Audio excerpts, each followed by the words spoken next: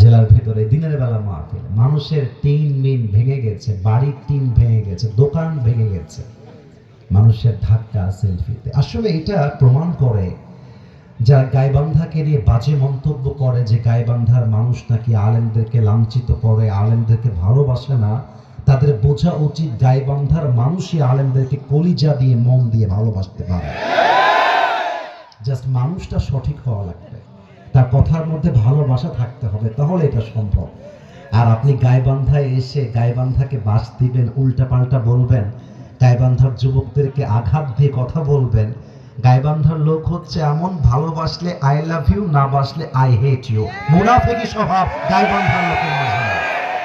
এটা কিন্তু আমি খুব খেয়াল করেছি। এই জন্য গাইবান্ধায় আমি আসলে অলওয়েজ ঠান্ডা মাথায় সুন্দরভাবে কথা বলার, always I try my best.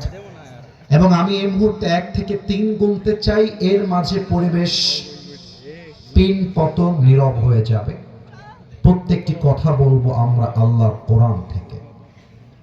1, থাক, ওরা ভিডিও করছে, করুক, সমস্যা নেই। সেন্টেন্স এতটা মারাত্মক, আপনি যদি অর্থ বোঝেন আপনার গায়ের লোমটা দাঁড়িয়ে যাবে। উনি আল্লাহর এই আয়াতকে ঘিরে 8 লাইনের একটা কবিতা লিখেছেন উর্দু ভাষায়।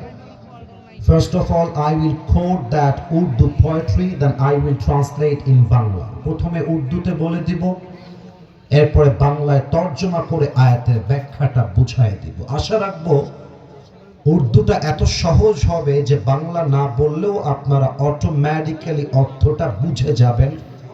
আজকালকার যুবকরা অনেক বেশি স্মার্ট, ওরা বাংলা যেমন বোঝে, উর্দু বোঝে, হিন্দি বোঝে, এট দ্য সেম টাইম তারা ইংরেজি ভাষাও বোঝে, তাই না বলো? আল্লামা ইকবাল লিখেছেন, গম কে বাদ খুশি জরুর আতি है और ये खुशी अपनी रब की तरफ से ही आती है।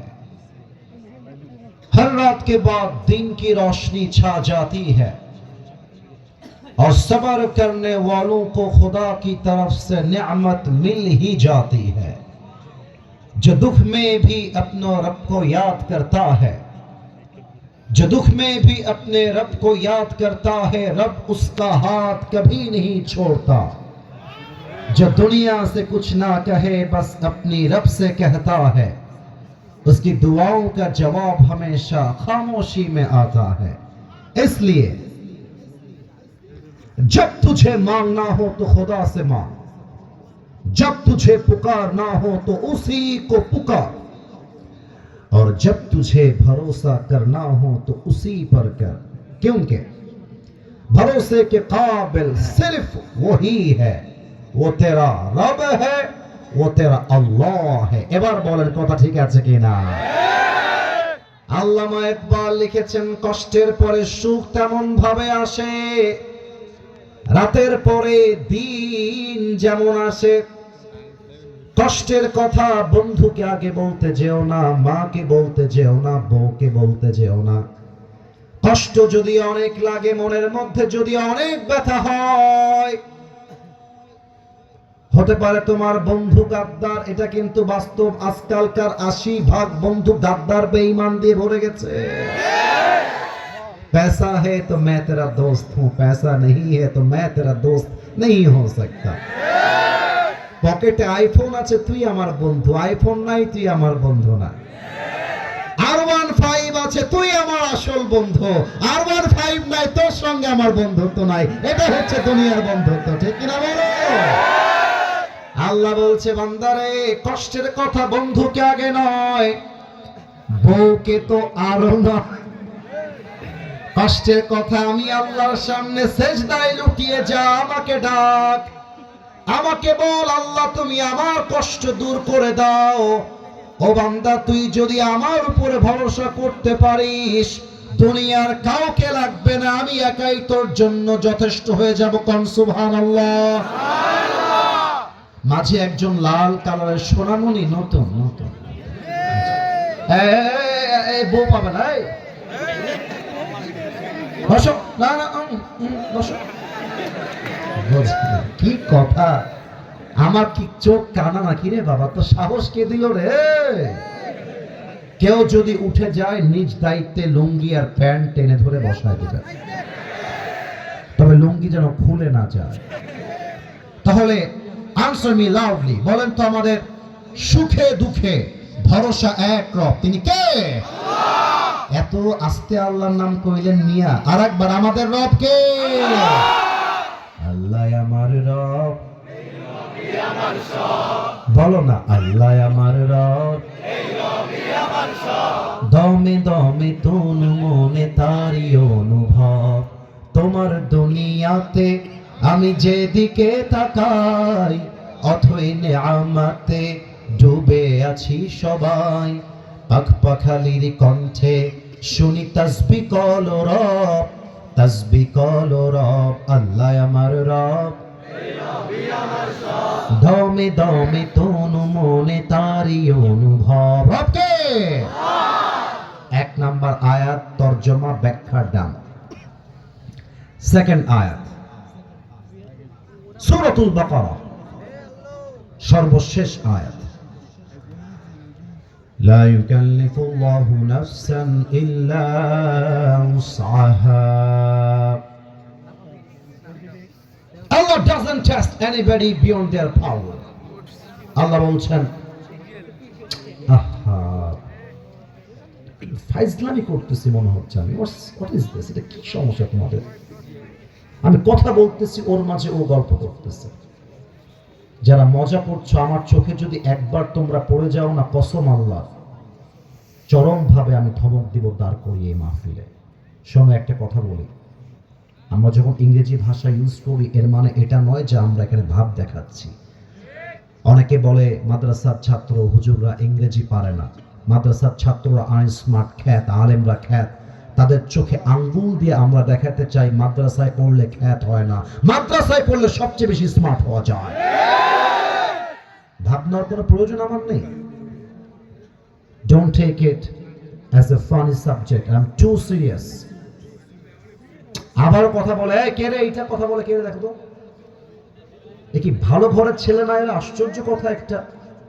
এতগুলো মুরব্বী চাতক পাখির মতো বসে আছে, এই যুবকগুলো চাতক পাখির মতো বসে আছে। আমি কথা বলি, এরাও মাঝে কথা বলে। আদব নাই, ভদ্রতা নাই। আস্তাগফিরুল্লাহ।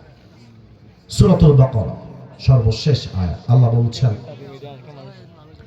আল্লাহ কখনো তার বান্দাকে কোনো কষ্ট তার সাধ্যের বাহিরে চাপিয়ে দেয় না। একটা হাসির উদাহরণ দিচ্ছি, এটা হাসির কথা, এবার হাসবেন, সমস্যা নাই। আমার হুজুর আমার ডান পাশে আছেন।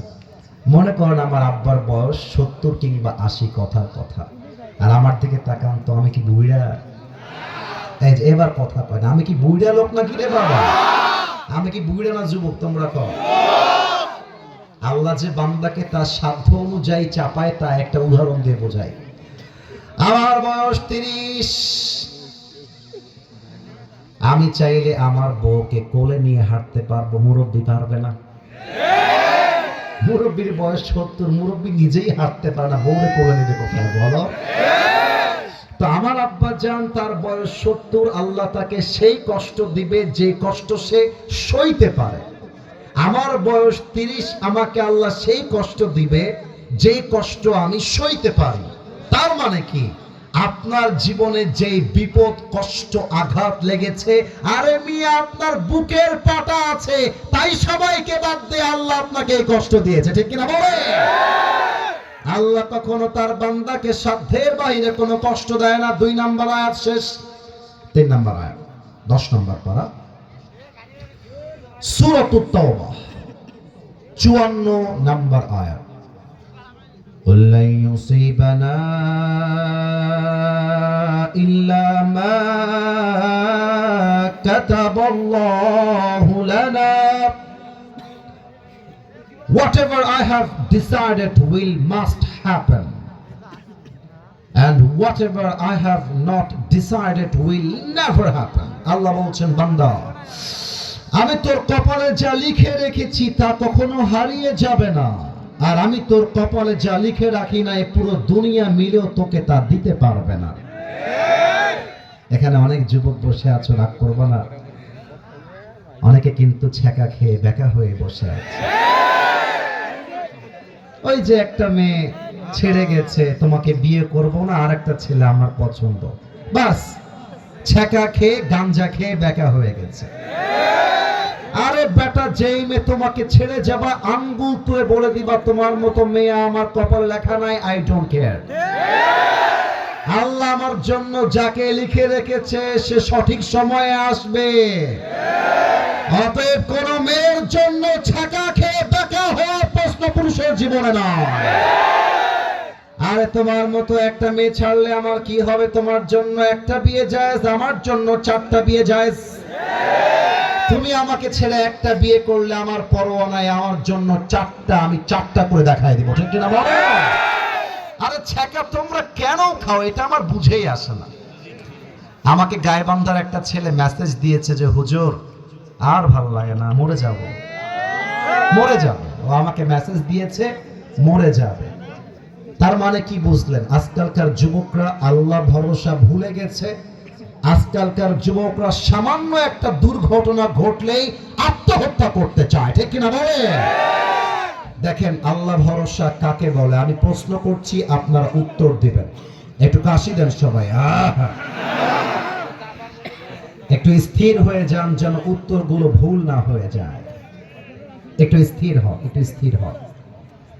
1, 2, আস্তাগফিরুল্লাহ, 3। আমার নবীর কি কোনো পুত্র সন্তান দুনিয়াতে বেঁচে ছিল ভাই?